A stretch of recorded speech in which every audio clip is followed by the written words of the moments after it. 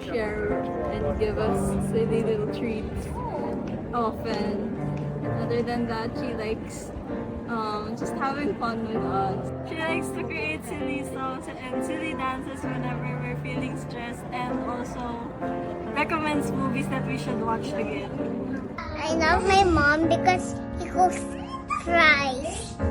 Because he loves me. Yung nanay ko, namalaw kasi nga lagi pa rin siya nagdala sa akin. Kasi malayo siya sa probinsya niya.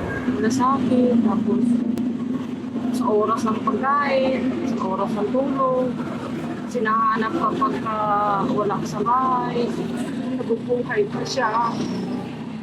Inisip ko, pag wala na siya, paano na kaya ako?